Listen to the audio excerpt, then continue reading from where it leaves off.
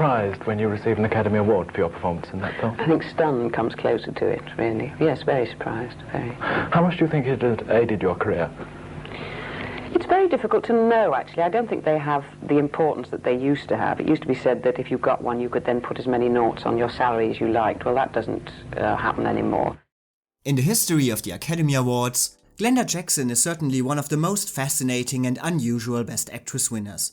Not just in regards to her performance in Women in Love, which is probably unlike anything you will ever see in this category, but also to her whole personality and perception as a performer. Glenda Jackson said of herself, "There's nothing so personally intriguing about me that someone would drag themselves out on a rainy night to see my movies. But obviously, there is." Her career was not a case of a star is born overnight, but instead a result of years of hard work, disappointments and huge risks. But she suddenly reached a peak which symbolized like nothing else the switch to a new era of movie making and to a new perception of female performers. The right place at the right time turned a woman many thought would never have a career at all into a leading actress on a big screen. Referred to as the thinking man's Brigitte Bardot or the First Lady of the Flash, Glenda Jackson gave new ideas about what an artist could do, how far you're willing to go, and how strongly you believe in the tasks given to you. So in the last part of my 1970 series, I will take a look at the beginnings of Glenda Jackson's unique career, her perception as a new kind of leading lady, her performance in Women in Love, and how she became one of the most unique Best Actress winners. The winner is Glenda Jackson in Women in Love. Glenda Jackson was maybe named after actress Glenda Farrell, but nobody in her family was ever interested in show business. The times were hard and her family was poor. Her father working as a builder and her mother taking a variety of different jobs, most often as a cleaner. One of the greatest gifts of my life has been a strong work ethic, because I grew up in that socio-economic group where if you didn't work, you didn't eat. And I'm so grateful for that work ethic. Hollywood was far away and acting of no interest to Glenda, whose experience in that regard was limited to playing a crippled shepherd in her school's nativity play at the age of 5. She instead was first interested in becoming a missionary in Africa, but lost this ambition when she won a book in Sunday school that she already owned. Displaying her signature no-nonsense style, she said, "I felt God should have known I had that particular book, shouldn't he?" So her interest switched to either becoming a doctor or joining the Women's Navy. Being always noted as a clever child in school, with a natural talent for reading, writing and public speaking, it seemed that all career paths were open to her. However, puberty hit Glenda Jackson very hard and would change her complete behavior and ambitions, and she lost every bit of serious interest in her studies. And like many other children at this age, she completely detested herself. "I did go through agonies over my looks as a teenager. I almost became totally round-shouldered, bending over so much to hide my bad skin. I really was a plain, most hideous child, enormously fat and very spotty. I was suffering the tortures of the damned, because I wasn't like all those model girls in magazines. I just felt all the time in the wrong place, but I also felt in the wrong place inside myself." Without a true aim in life, she worked different jobs after finishing school, when some friends asked her to join them at the local YMCA theatre group. Well, I'd left school and I was working in my local Boots Cash chemist, and a friend of mine was a member of a local amateur dramatic society, and she said, "Come along, it's fun." And I went along, and it was. And somebody said to me, "You should do this professionally." No one had ever said that to me in my life before. And I must admit, I felt that possibly I had more to offer and the world had more to give than I was actually experiencing in Boots Cash Chemists, though a good job it was. Originally only intending to watch the performers, she quickly began to develop a fascination for the art of acting. For the first time, Glenda Jackson found a true interest, an honest ambition, and a possible way to spend her life, and she became a permanent member of the theatre. And right away, she displayed her unusual command of the stage and control of her voice that could fill every frame of the auditorium. The director of the group would go so far to tell the more experienced players to do it more like her, and many who saw her during this time agreed that you couldn't ignore her whenever she was on the stage.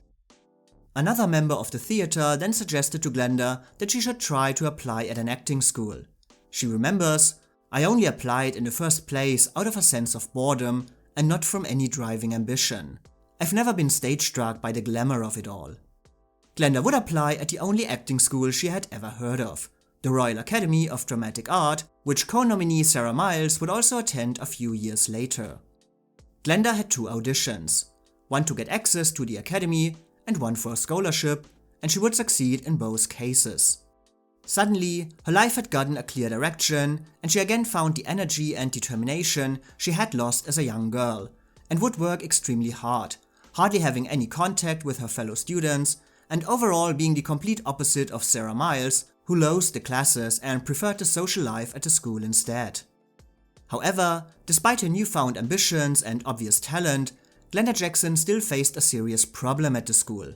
The 50s were a time when, as she remembers, the best parts were given to, quote, busty blondes. Glenda was never considered for the typical ingenue roles, and instead was mostly cast as maids and servants during her time at RADA. I was the antithesis of what was then regarded as an attractive girl. But I think now the realization that my looks would never earn me a penny was a blessing. I knew very early on I'd have to work if I wanted to amount to much. A break then came for her when she was cast as Eliza Doolittle in an end-of-term production of Pygmalion that was open to the public, and she received rave reviews for her work, and got an agent. Still, when Glenda Jackson left the school, the then director of the drama school, who was himself a very, very, very good theatrical director, said to me, I was then, 20? He said to me, don't expect to work much before you're 40, because you're essentially a character actress. And that was a very accurate miniaturization of what British theatre was like at that time. Glenda recalls that, in 1956, the British theatre was still mainly commercially oriented. There was a male and female lead, male and female juvenile lead, male and female character, and male and female juvenile character. And I didn't fit into any of those categories. There were no plays for spotty girls. Not pretty enough to be thought beautiful, and not quite plain enough to be considered interesting. I've never got a job from an audition in my life, but you would go for auditions. And I would spend a lot of time making myself look as good as I possibly could, and you'd walk into a room and there'd be people sitting behind a table, and they'd look up and they'd say to you, oh, thank you, darling, but we're looking for a blonde, or oh, thanks, sweetie, but really we need someone a bit taller. So you were totally rejected within about 30 seconds. Glenda entered the world of acting at a time that was difficult in general. The number of repertory and touring companies declined, many theatres were still not rebuilt after the war, and cinema suffered from the growing competition of television. Glenda would eventually find some work in different companies, but never in relevant parts, and very often she was also hired as a stage assistant rather than an actress. The grim prognosis of Glenda Jackson's teachers at RADA had been right. She did not fit into any particular type theatres were looking for. You get a sense that if you're not at work, you'll never work again, and I don't think I'll ever lose that threat hanging over me. Were you out of work at all? Oh God, yes. I mean, far more. Certainly for the first 8 or 9 years of my professional life, I was out of work far more than I was in. And there was 2 years when I didn't work at all in the theatre. What did you do instead? Well, I worked in the British Home Stores, and I did filing, and I was a telephonist and a waitress in every coffee bar, I think, in London. And anything which required no particular training. And, of course, was always badly paid, but you could float in and out of them quite easily. Despite these setbacks, Glenda Jackson did not lose her ambition to return to acting, going on countless auditions during these years and saying, there's no point in considering acting unless you have the ability to bounce back. The overriding desire when you first step into the theatre is to get work at all. And it's very hard when you don't. Glenda would also recreate herself during these years, losing a large amount of weight and aiming to duplicate the image of Jean Moreau, turning herself into the Glenda Jackson that would gain international recognition a couple of years later. But how did she gain this recognition, especially after all these years of not being able to act at all? Most importantly, 2 things happened that would alter the course of her career forever. 1. The 60s drastically changed the idea of how actresses were supposed to look like. The glamour type of the 50s gave way to a demand of more realistic performers. It's for example also the time that Rachel Roberts came to stardom. I talk about this in my 1963 video, and suddenly Glenda's, quote, self-conscious plainness became interesting. As she remembered, John Osborne wrote Look Back in anger, and the whole of British theatre changed. A whole new kind of play and a kind of performer came in. That's when there was a place for people like me to act in. Glenda was eventually able to return to stage acting in 1962 and would even make her movie debut in the 1963 kitchen sink drama The Sporting Life, also starring Rachel Roberts. There she is. And I remember I went to the studio at some ungodly hour and they steered me to the crowd dressing room, and all the women in it looked at me very suspiciously. Who was I? I wasn't, one of their number. And eventually they worked that out. And second, Glenda would finally get a chance to show her unique talent and her willingness to give everything to her roles when she became part of the so-called Theatre of Cruelty, an experimental theatre group led by directors Peter Brook and Charles Merowitz. The real transformative work for the whole of my acting life was working with Peter Brook, who just transformed my whole view of what the theatre was, could be, should be, might be, and engaged everybody in the pursuit of that when you worked with him. Meeting Glenda, Peter Brook immediately felt that behind her studied stillness was a cobra ready to spring, something capable of going off, and he asked her to play her prepared audition monologue as a woman who has been committed to a mental asylum and has to convince everyone around her that she is not insane. It was the kind of no-limits acting approach that Glenda Jackson excelled in, eventually winning a part in Brook's upcoming production over Eileen Atkins. He introduced different views about the theatre and writers who had different views about the theatre as well, and this capacity for knowing there was something but not being absolutely clear what that something was and expecting everybody to explore it. And there was an equality in that was really remarkable. I mean, because up until that point, if you had the kind of parts that I had, you knew pretty well what you were supposed to say and what you were supposed to do. With him, it was an open field, and everyone had a right to explore it. Under the direction of Peter Brook, Glenda Jackson turned into a sensation in the London theatre when she became the first serious theatre actress to take her clothes off on stage, in a scene that showed her taking a bath before transforming into Jackie Kennedy at the funeral of her husband. Audiences, including the likes of Edith Evans and Laurence Olivier, applauded Glenda's daring, provocative work, and suddenly she became a name and a face. And she followed this project with her true breakthrough in Peter Brook's production of Marat's Sade, or, as the full title says, The Persecution and Assassination of Jean-Paul Marat as performed by the inmates of the Asylum of Charenton under the direction of the Marquis de Sade. Now, I first did that in 1964, so that's not a bad memory, is it really? Marat's Sade is called one of the most innovative theatre plays of the 20th century. As a play within a play, it is set in a French lunatic asylum in the early 19th century and focuses on the Marquis de Sade, while also covering topics like the French Revolution and the assassination of Jean-Paul Marat, but most of all, it's an experimental and essentially impossible to describe experience in which Glenda Jackson was cast in the dual role of a lunatic inmate and a French noblewoman. So what we tended to do was improvise and examine our own preconceived ideas of madness and in the end discount them. And the thing that we seemed to bring out, which bore a semblance of truth, and which I personally believe probably is true, is that madness is not enlightening or enlarging, but it is very, very limiting. And it seemed to us that most insanity forms a prescribed circle, that there's this constant, repetitious, extremely limited mode of behaviour. It was an event you can probably say has never been seen before in the London theatre. And audiences and critics raved, again specifically singling out Glenda Jackson's unhinged and yet controlled performance. Its success would then take the play all the way to Broadway in 1965, where it would win the Tony Award for Best Play and break box office records, as the topic of political assassination was very timely, and the ongoing so-called British invasion brought interest in everything coming across the Atlantic, from musicals to music to movies and actors, to an all-time high. The first play I ever did in New York, I was with the Royal Shakespeare Company, and we brought a play called The Marat Sade to Broadway.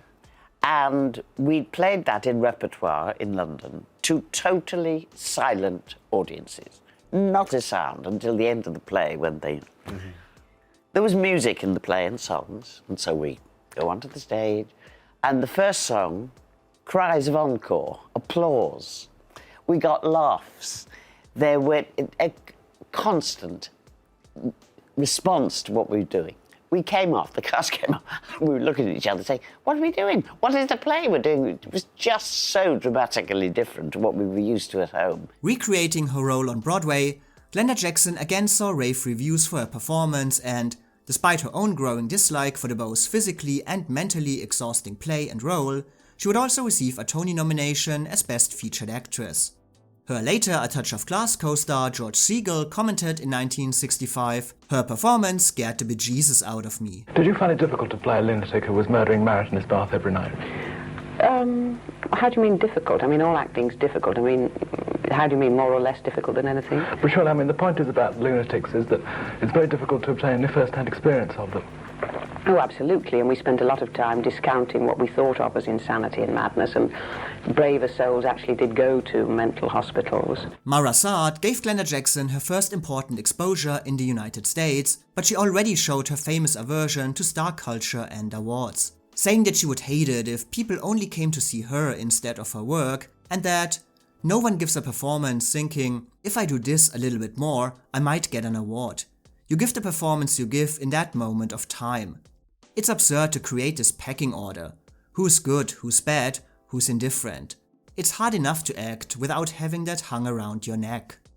Glenda would consequently not win the Tony Award, but her profile had now significantly increased, especially when she would also appear in the movie version of Mara Saad in 1967, and critics again applauded her work, one stating that it should send every member of the Screen Actors Guild back to drama school. However, her performance was ignored throughout the award season and also not nominated at the Oscars, which probably makes sense, as it's hard to imagine the older guard of Academy members coming within 10 miles of this movie. Would you have preferred a more conventional role to make your first appearance on the screen? No, I don't think so. I mean, I'd not done any films, and so the actual experience of filming was what was interesting. When I saw the film, I wondered what all the fuss had been about, because I don't think the film served the play, or rather the production, as well as the theatre had, because you tended only to be able to look where the camera was looking, which meant that you had fairly long, I thought, not because of the actors weren't terrific, but because I think there are great holes in Weiss's philosophical argument of this dialogue between Desade and Marat, and I thought that was rather tedious. And of course I thought I was awful because it was a stage-sized performance. I mean, I'd been doing that play for over 2 years, and I couldn't actually rethink it in a way for a camera. The success of Mara Saad, however, had once and for all signaled Glenda Jackson's arrival as one of Britain's most relevant new actresses. The late 60s were clearly on her side. She might not have been considered interesting in the 50s, but by now she definitely was. And she began to get noticed by people who mattered: critics, columnists, directors, producers, other actors. She would return to London after the Broadway run of Mara Saad ended, busier than ever with different work on television and the stage, including a performance as Ophelia in Hamlet that garnered mixed reviews, as her work was considered too overpowering, and many critics saying she should have played Hamlet instead.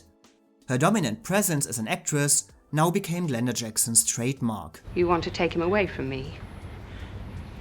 All right, try. At the end of the decade, it was clear that Glenda Jackson, after having garnered important attention in the American and British acting communities, was an actress on the brink of a true international breakthrough. But for this to happen, she needed the right kind of movie project, unconventional enough to give her the wild, untamed and contemporarily relevant surroundings that had made her more well-known in the first place, but also mainstream enough to be a financial success and the kind of movie awards voters could honor. Enter Ken Russell. Hello. Who's that? I'm sorry to break things up, but are you ready for the interview? Well, I am, but I don't know if she is. Ken Russell and his work have been described in many, many ways. From compelling, astonishing, complicated and visually stunning, to problematic, vulgar, perverse, and intellectually tasteless. A master of controversy, an enfant terrible, and flamboyant, eccentric provocateur whose movies defy categories like good and bad and feel more like hallucinations than reality. Recognized as one of the most extroverted stylists in post-war cinema, who often had to fight with censorship, his movies always focused on loneliness, madness, death and sex, caught somewhere between shocking kitsch and progressive auteurism, and if you have ever seen his probably most well-known movie, the rock opera Tommy, you will understand why his style is so difficult to describe. I saw a whole succession of films. I was shown to someone who was fond of my work but hadn't seen a lot. And as it went on, I began to think, this man is a genius. Whereas I've been sort of ashamed of, I've had these terrible reviews and I've sunk lower and lower in, self-esteem and so forth. But I'm quite special. After his death, an article summarized him as the director who got Oliver Reed and Ellen Bates to wrestle naked, turned Vanessa Redgrave into a demonic nun, and cast Ringo Starr as the Pope. Ken Russell was a total genius. He was an iconoclast, he was a maverick, he was a wonder. And his films will remain keenly, avidly watched by people who love movies and great filmmakers all over the world for a long, long, long time to come. Russell started his career as a photographer and dancer before he became a director in 1959 and gained first prominence with biographies of famous composers for British television, where he mixed truth with fiction and focused on personal scandals. He garnered more prominence in 1967 with Billion Dollar Brain, starring Michael Caine, and slowly developed into one of Britain's most influential and original cinematic voices, no matter if viewers liked his style or found it appalling. In 1969, Russell would then take the work of another highly controversial artist who was also often a victim of censorship when he directed a movie based on D.H. Lawrence's Women in Love, called one of the most provocative novels of the 20th century and largely unfilmable. Women in Love had been published in 1920 and, like many of Lawrence's other novels, was condemned for its open portrayals of sexuality in all its forms.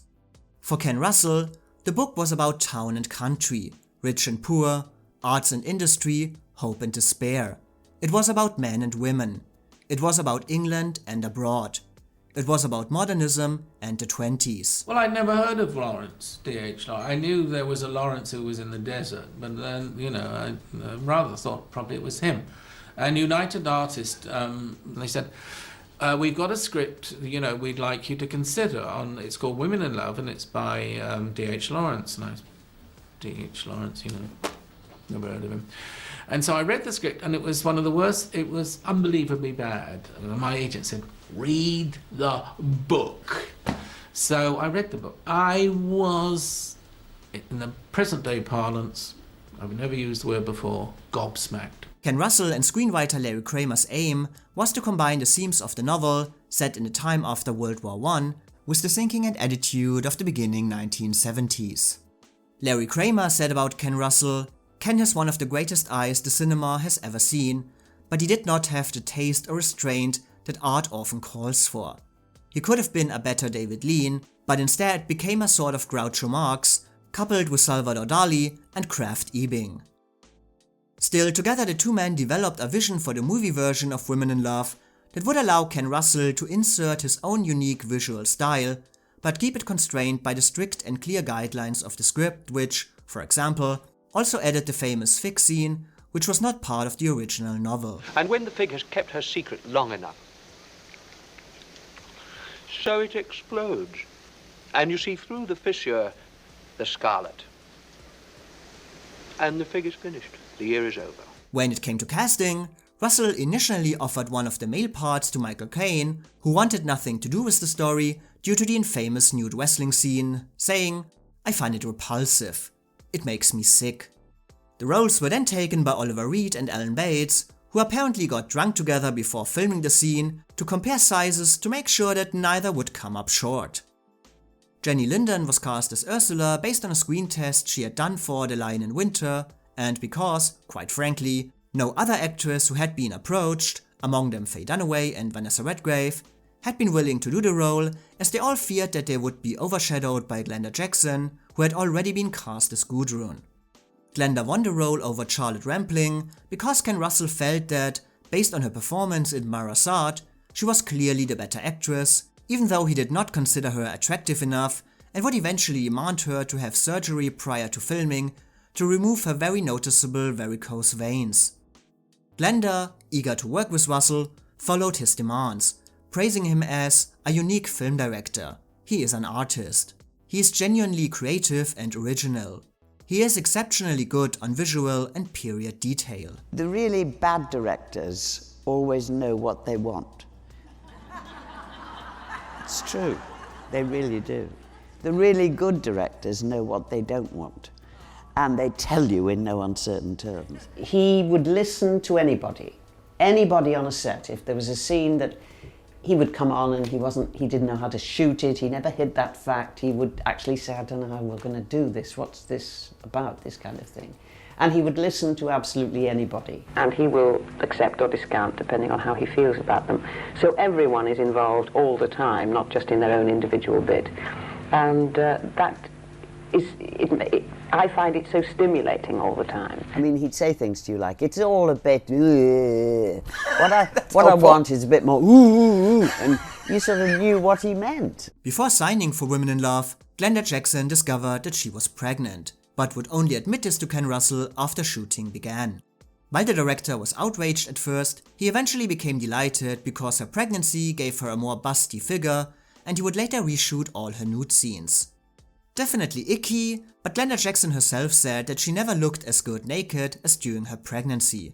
And for her other scenes, the crew would use the usual tools of wider clothes or hiding Glenda behind large props. Ken Russell and Glenda Jackson would clash various times more during the 16-week shooting, for example when he demanded her to do the dancing scenes in front of their cattle again and again and again, without anyone really knowing how dangerous the animals could potentially be. Glenda would later say that Russell was an utter physical coward, who wants actors to do dangerous things so that he could take the credit for it. The guy whose cattle they were said, don't worry, they're much more frightened of you than you are of them. And I said to him, well, that is simply not possible. And there was Ken saying, get closer, come on, get closer. It looks terrifying, that scene, in fact.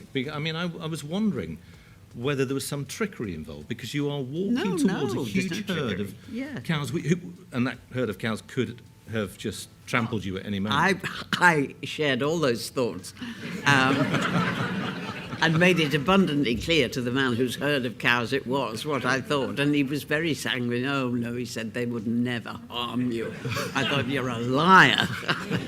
Take my life into my hands doing this, but you do what you have to do. When Glenda Jackson accepted the role of Gudrun, she was well aware of its potential, but also saw the possibility that Oliver Reed and Ellen Bates might overshadow her work, as their parts were noticeably larger, and they also had that one scene which was sure to garner most of the movie's attention. While filming Women in Love, she was therefore very determined to impose her own ideas about how the movie should portray Gudrun, making her more believable and far less quiescent than the script, Ken Russell, or the original novel had intended, and also increasing her overall presence as much as possible. For example, when this scene was filmed, Glenda asked Russell to do more reaction shots of Gudrun to get more face time, and Larry Kramer would never know where exactly she got this line from, because it sure wasn't in his script. The minute I set foot on foreign soil, I am transported. I am a new creature stepping into life. Glenda Jackson's dominance and decisive nature during the filming of Women in Love would also lead to occasional arguments with co-star Oliver Reed. Ken Russell felt that Reed was a little threatened by Glenda's strengths as an actress. He admired her enormously, but he didn't like her, and he compared her to a truck that doesn't care about the road. Like she had done during her time at the Royal Academy, Glenda would also socialize very little while filming and mostly stay to herself. Ken Russell explained that for Glenda, acting was a job that she could perform on the spot, and that the less you interfere with her, the better she becomes. But that this attitude would sometimes make it difficult for her co-stars. When Glenda later walked away with the movie's critical reception, Oliver Reed would remind columnists that, I wasn't in her picture, she was in mine. Glenda would comment on the situation, I know I'm hard on people, and I'm as hard on myself, but that's the way I've been trained. Control is part of my nature. I have to say when I think I'm right, I'm immovable. but despite some tension on the set, Glenda Jackson would work with both Oliver Reed and Ken Russell again. And when Women in Love premiered, it became clear that its three major forces, Glenda Jackson, Ken Russell and Larry Kramer, had succeeded with their personal agendas. While initial reactions to the movie focused, as expected, on the wrestling scene between Reed and Bates, other aspects would soon garner far more attention. As they had intended, Larry Kramer and Ken Russell gave Lawrence's novel a 1970s relevance, with more prominence to the various sexual relationships that had merely been suggested in the book and made it a part of the ongoing era of the sexual revolution. And unlike, for example, The Great White Hope, Women in Love gave this contemporary message in old-fashioned clothes a successful modern look due to the innovative visual style by Ken Russell, who was praised for having directed the best movie of his career. And just like that, Women in Love became a quintessential symbol for the changing times, in regards to how it was made and what it had to say, its new cinematic language, its sexual frankness, and its ideas about genders and power. And what combined all these different celebrated aspects and gave the movie ultimately its biggest and most contemporary impact were the character of Gudrun and the actress bringing her to life. While other female characters in 1970 would say, "I love you. I love you," Glenda Jackson's Gudrun instead asked, "How much do you love me?" And she didn't ask it pleadingly, but aggressively. She toyed with feelings and emotions, experimenting how far she could go and regretting none of it in the end. Gudrun was certainly not the first relevant female character who used the attention of men for her own benefit or refused to accept her fate and surrender herself completely, but what made her new and exciting was that she rejected all traditional female virtues, never hiding behind a sweet smile or a coquettish look, but becoming an object of affection by teasing and loving with an unexpected aggressiveness. Women in Love was noted as a movie where people don't kiss, but rather attack each other, and where traditional gender roles and the structures of sexual relationships are on trial every second. And Gudrun was noted as the character who defied these traditions and structures the most, striving for the same sexual power as her male counterparts and fighting with a ruthlessness that female characters in movies seldom displayed, ultimately seen as Women in Love's most central aspect, who combined both its feminine and masculine elements. I will love you always. Fancy you're actually having said it. For Glenda Jackson, who was herself often described as an actress of masculine qualities and hardness, Gudrun was therefore the perfect vessel to realize her own potential and put it in the larger context of Women in Love's contemporary message that saw Gudrun becoming the most important female character of the year.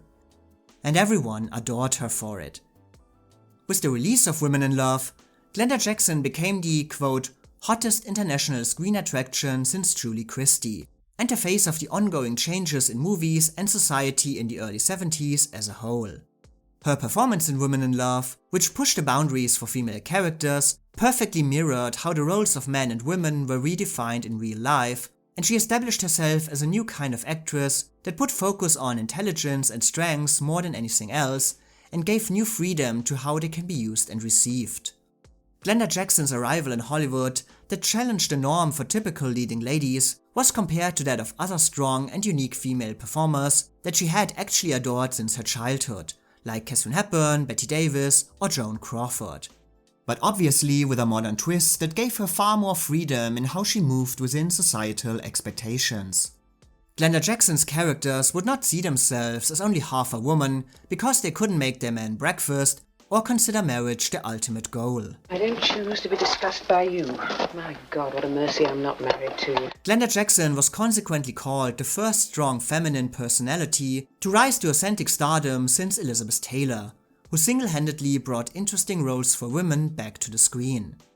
But she was not only seen as a successor to these giants on screen, but also off, a woman fighting for a place in a patriarchal environment.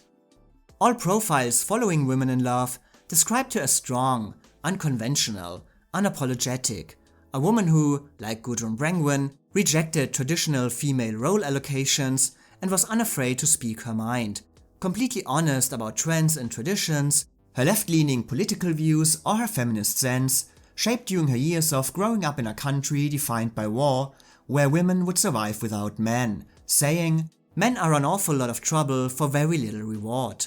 You have to spend so much time pandering to their egos when you know you could do whatever they're doing in 1/2 the time and 100 times better. Glenda Jackson made it clear that the times were changing and she was ready for it.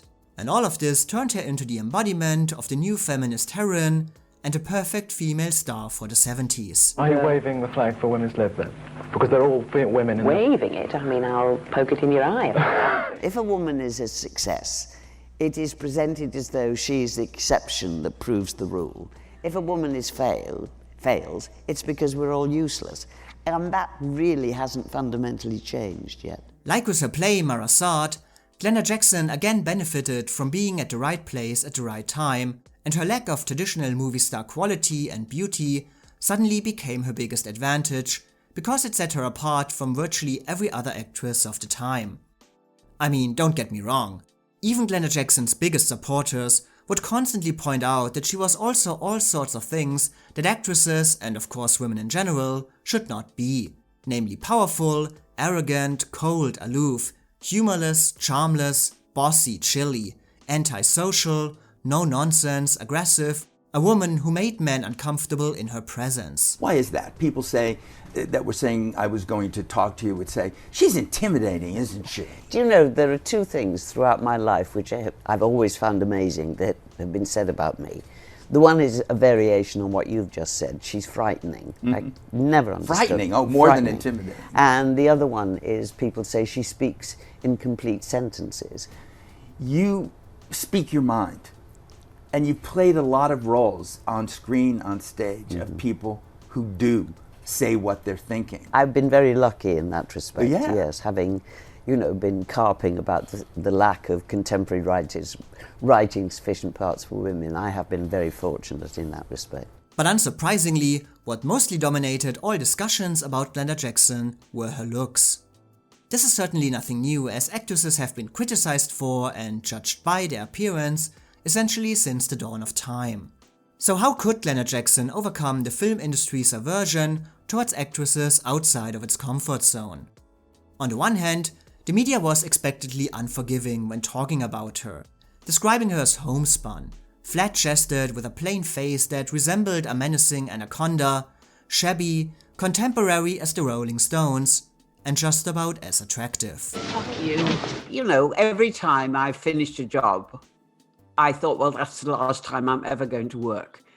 Because the preponderance of the importance of women in all aspects, I mean, I don't exclude theatre from this either, but certainly theatre, film, television, you name it, up to a point is almost exclusively to do with appearance and very, very rarely to do with character. But on the other hand, essentially everyone agreed that Glenda Jackson's looks were also what made her so fascinating, as they not only challenged all unwritten rules of movie making, but also built such a startling contrast to the part that garnered her such a vast amount of attention. Everyone agreed that the success of Women in Love not only depended on Gudrun as a woman of aggressive independence, but also believable sexual appeal.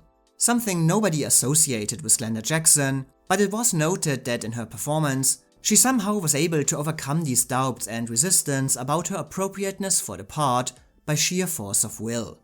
I mean, it essentially boils down to the fact that people were positively surprised that an actress who looked like Glenda Jackson could play these kinds of sexually charged roles that so depended on an erotic appeal that many felt she did not possess. Fuck you.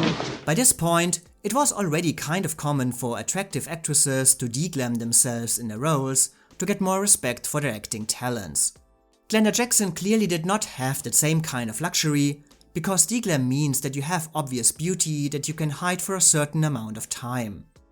But Glenda Jackson could not change her physical appearance in the same way. She could not up-glam, so to speak, but she instead turned the usual Hollywood rules upside down and refused to be limited by superficial impressions and compensated for an apparent lack of appeal with sheer determination, using only her acting and personality to display the kind of needed sexual charisma and erotic power that was necessary in the context of Women in Love without asking for any validation. As columnists said, Glenda Jackson was unafraid to act with her entire body, literally, and if she was hiding her face as a child, she now dared anyone to look away, becoming one of the first major prestige actresses to completely expose herself on the screen for the sake of her parts, earning her the nickname the First Lady of the Flesh. So I'm rolling around naked on the floor, and in the set there's a table there, this is on the train, and there's a bottle of champagne in a silver thingy and glasses, and the guys are rocking the train like this. So first of all, the champagne bottle falls on me, the glasses fall on me, the thing falls on me. Cut. Just dry her up, she's all right, she's all right.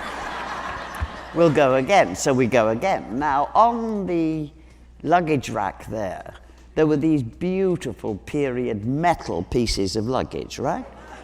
So that's the next thing that falls on me. The bruises will never show, come on, get on it. Third take, and the cameraman who was up there on the other luggage rack is sitting in my lap. He's fallen off. He said to me, this is absolutely true, I'm a married man. I'm a married man. Marvelous. Essentially, columnists were willing to forgive Glenda Jackson for her looks because they were stunned by what they called the bravery of her acting. Again, the fact that a woman who looks like her so willingly undressed in front of the camera, and that the sheer amount of her talents made viewers believe that she was indeed beautiful. And I mean, let's be honest, she totally is, but you know how things are. And this contradiction between the cold and distant, apparently unattractive Glenda Jackson off the screen and the passionate, dangerous, magnetic Glenda Jackson on the screen gave her a quality as an actress that exceeded any appreciation that a more conventional beauty could have brought her. By giving a performance that convinced everyone of seeing Gudrun how Glenda Jackson wanted them to see her, she was perceived as an actress that appealed to an intellectual level, whose complexity demanded your full attention and was not to explain with any shallow attractions. Pauline Kael, for example, thought that Glenda Jackson's tough, almost perverse independence is probably what gives her sex appeal, while another review of Women in Love said that she was no stunner in the looks department, but she has punch and intelligence, which gives a sharp edge to all her scenes. Following the release of Women in Love, Glenda Jackson would therefore become a completely new kind of sex symbol, for whom nudity or sex scenes were never cries for attention, but always demanded a conceptual instead of a physical reaction. She herself explained, "I wouldn't strip as a general rule, but I took my clothes off for reasons that were of a deeply intellectual nature." And so, Glenda Jackson was seen as a sex symbol for the mind, as the thinking man's Brigitte Bardot or the intellectual's Raquel Welch, a woman who appealed to your understanding and was unwilling to give you an easy reason to appreciate her, but ultimately more than worth the time it took to get a full picture of her personality and presence. And this also explains the almost unprecedented level of respect for Glenda Jackson's talents.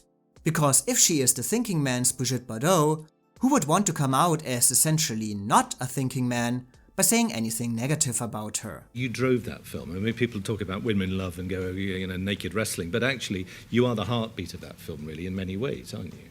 Yeah, I think so. I mean, I don't just mean me. I mean me and my sister in it. I mean, the story itself is about that family. And so, Glenda Jackson became the other it girl of 1970. But of course, in very different circumstances.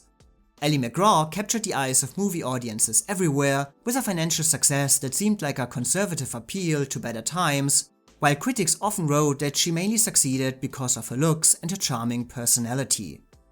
Glenda Jackson, on the other hand, captured the eyes of contemporary artists, of the, quote, serious critics, the elite if you will, by her involvement with some of the most controversial pieces of art of the 20th century, and was often described as succeeding despite her looks or her lack of charm.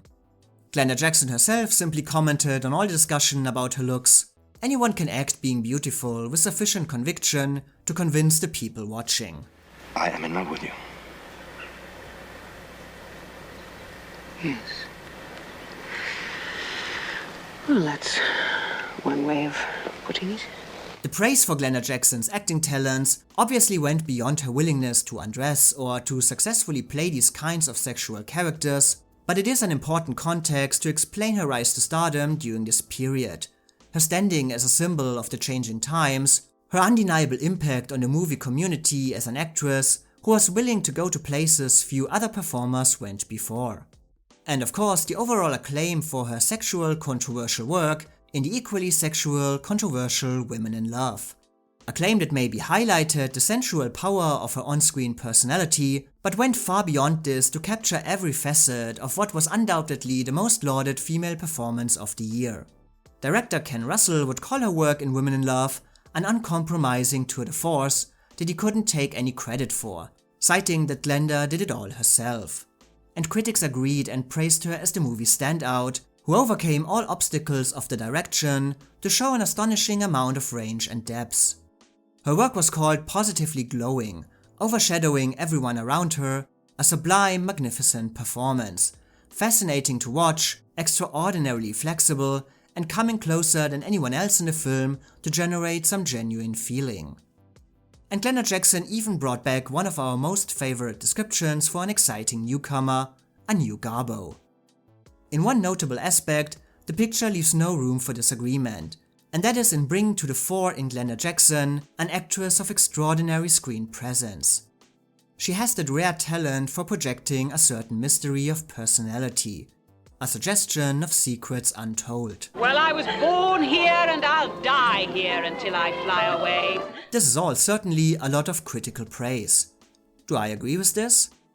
Well, let me start by saying that judging both Women in Love and Glenda Jackson's performance in it is extremely difficult, because it's truly unlike anything you have ever seen in the Best Actress category or at the Oscars in general. And I have to be honest that many complaints I often make about performances could be used here as well.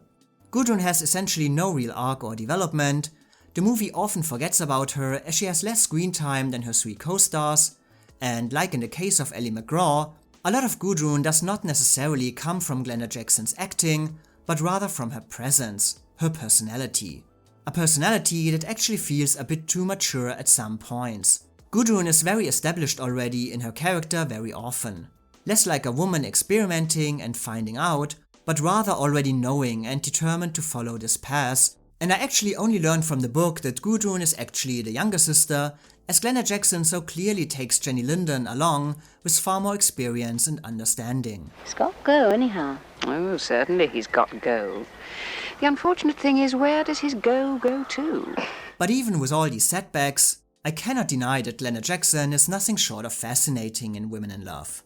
Yes, there is maybe a bit too much maturity, and maybe the performance is so fascinating simply because Glenda Jackson gets to display so deliciously everything that makes her such an intriguing screen presence, but she is unafraid to reveal layer after layer of Gudrun, to make her silently powerful without overdoing it, showing a woman who, despite the movie's title, can clearly hate and lacks an understanding of true love, who toys and teases and finds true satisfaction in breaking any barriers before her. My God, when I think of you and your world and your wretched coal mine, it makes my heart sick. You're so limited, you're a dead end, you cannot love. And you? I could never love you. Again, the character of Gudrun is not as rich as might be expected, but she becomes effortlessly multidimensional in the hands of Glenda Jackson, who is able to mix curiosity with a constant sense of danger, making her by far the most interesting player in the movie and the one who builds the necessary distance to her project. Everything in Women in Love feels a bit too unrestrained, too far, too much. But her performance balances the extremes of cool aloofness and untamed wilderness perfectly, giving it a lyrical passion that never feels overdone. You think I'm frightened of you and your cattle, don't you? Why should I think that? That's why. You struck the first blow.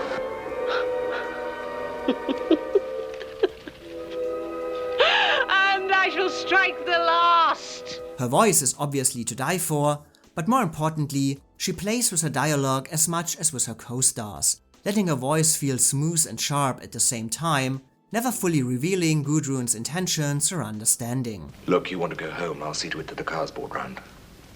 Oh no, I want to walk. You might just as well drive. But I would much rather walk. Despite Glenda Jackson's domineering style, she is able to show a layer of insecurity, a willingness to take a risk for a purpose she does not fully understand herself, but slowly begins to discover as her own way of taking power and control. Like a wild animal that escaped from a cage, she always remains careful but unpredictable. You don't think you can love me, do you? I don't know what you mean by the word love. Oh, yes, you do. You know very well that you have never loved me. Or have you, do you think? And while I personally consider Glenda Jackson a highly attractive woman, I can understand what critics back in 1970 meant when they said that the erotic power of her work came purely from her own conviction. Because yes, every glance, every tease, every ambiguous line benefit from Glenda Jackson's cool self-assuredness and unwillingness to ever be cast aside or seen as anything else than what she wants you to see her as. What do you want from me? I came because I must.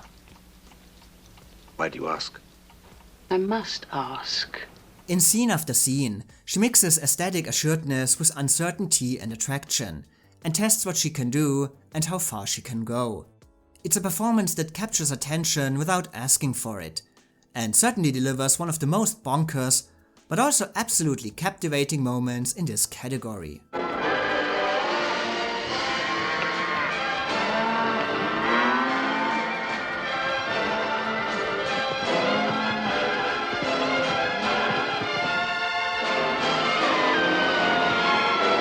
This is certainly the perfect combination of character and actress, and it feels almost impossible to say where the brilliance of this performance comes from, but just like Women in Love itself, her work refuses an easy approach and seems to escape traditional valuation, but even if you cannot understand it, it is impossible not to feel the greatness of what she is doing. I should think you're proud!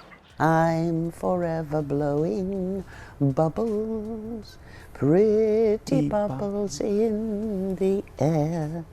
They fly so high, nearly reach the sky. Then, like my dreams, they fade. As I said in the beginning of this video, this is one of the most unusual Best Actress wins of all time, and I hope my review gave a little insight into what exactly makes this performance stand out among all other Oscar winners. So the obvious question is, how did Glenda Jackson end up with the Oscar? Looking at the circumstances of 1970 and 1971, Glenda Jackson's win appears to be extremely obvious, but also not a done deal at the same time.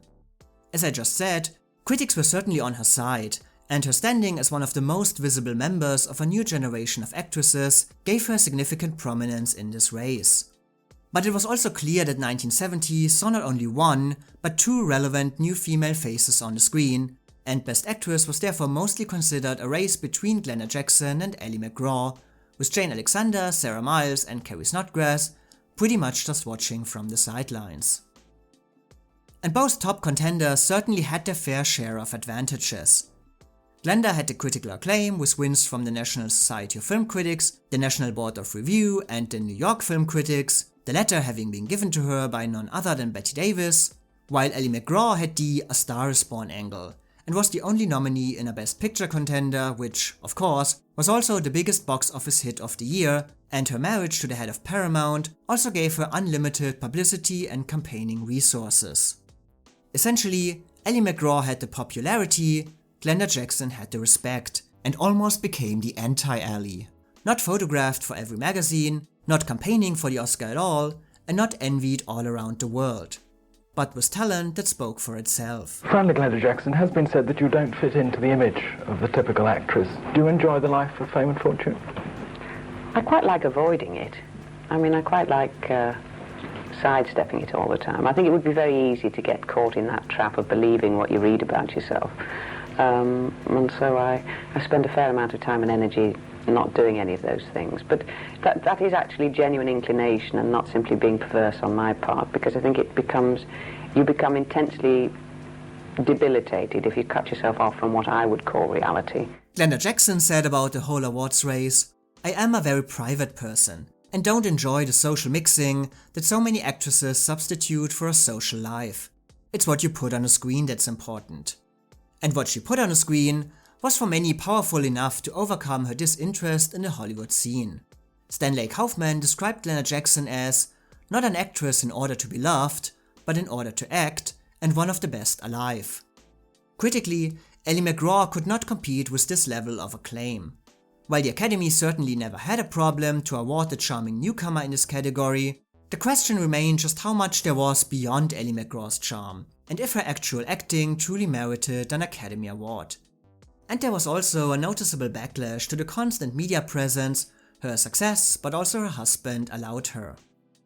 Glenda Jackson, on the other hand, was clearly not a charming newcomer, but she fit into another trend that saw the Academy honoring powerhouse performers who were seen as almost revolutionary, but needed to find the right kind of vehicle to actually win an Oscar, putting her into the tradition of winners like Anna Magnani, Simone Signoret or Joan Crawford, emphasizing how different the positions of these two frontrunners and their perceptions as artists were.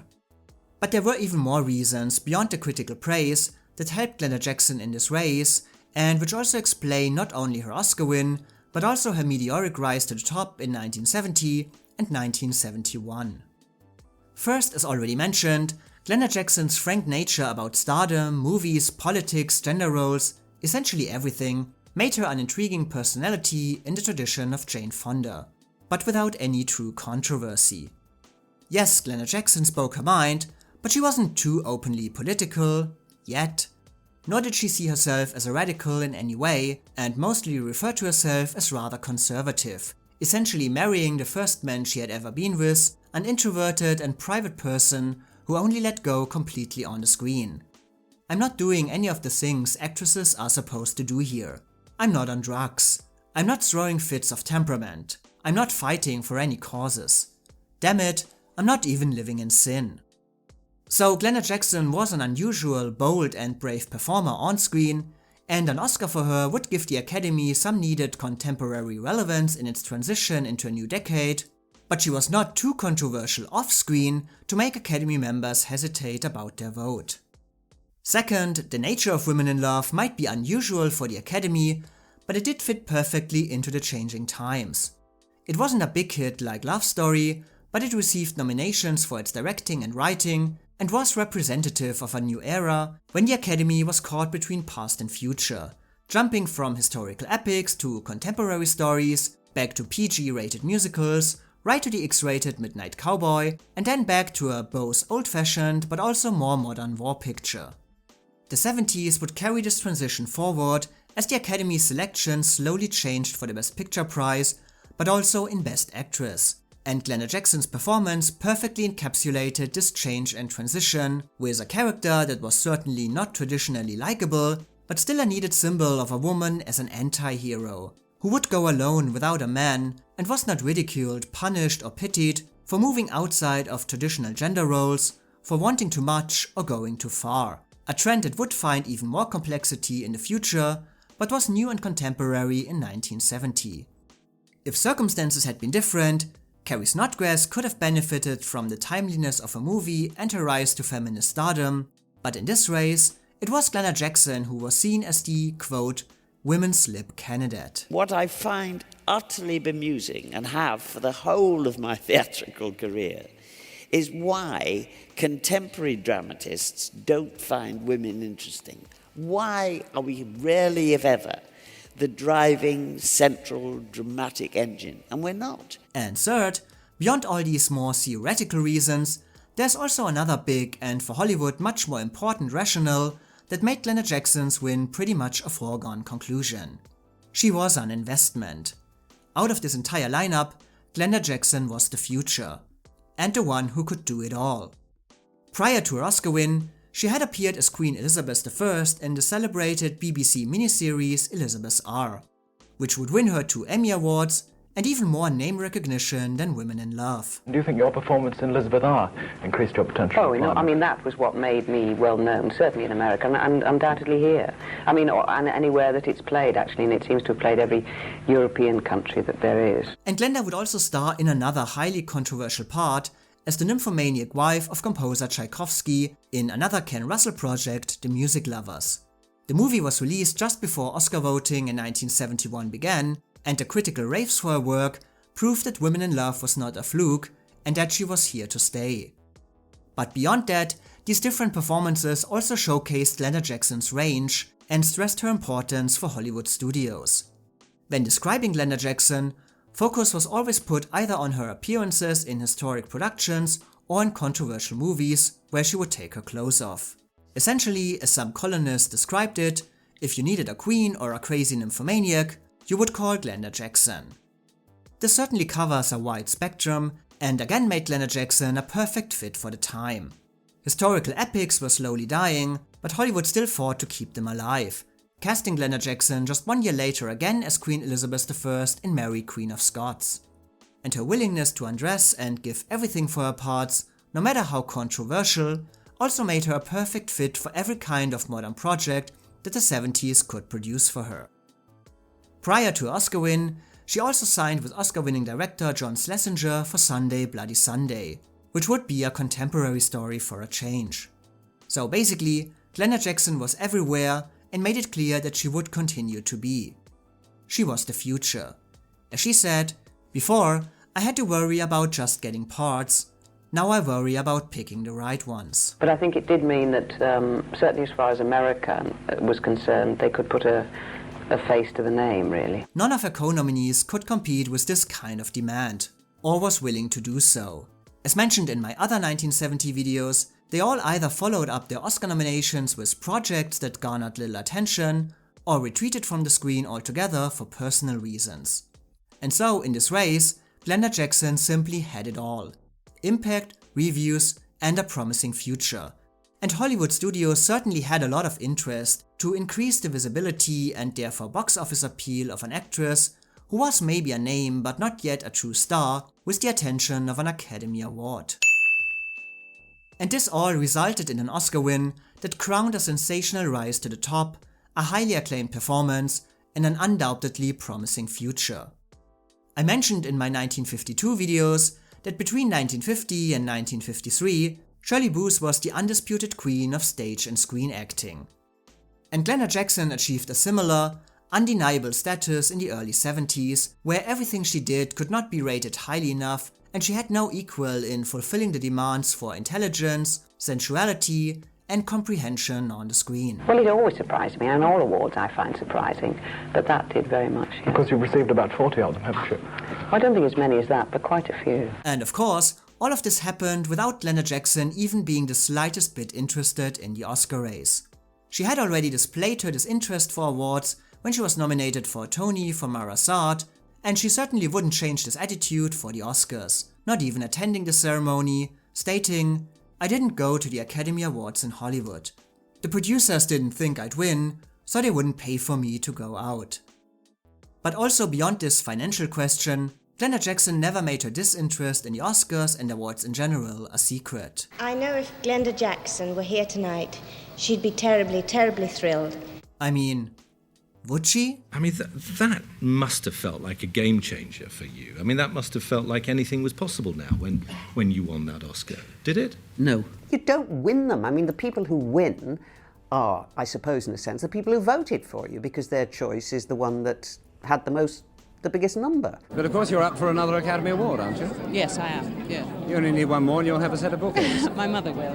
What? My mother will. Oh, you give the awards to your mother, do you? Yeah, she keeps them. My mother had all my awards and she used to polish them to within an inch of their life. And in a very short space of time, the thin layer of gold disappears. Then it's just base metal underneath, which I think is quite a nice analogy for what they're about. And, you know, what do they mean? I mean, somebody said, oh, it's like winning a gold medal. No, it isn't.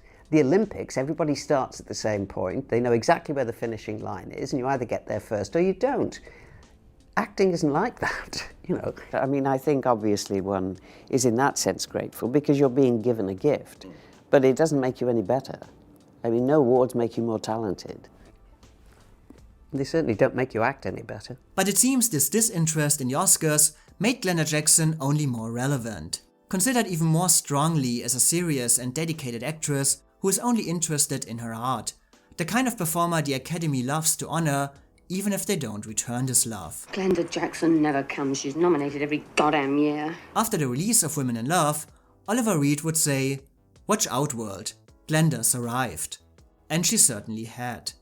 But the remainder of her career, Her other Academy Award nominations and her second win but are a story for another time.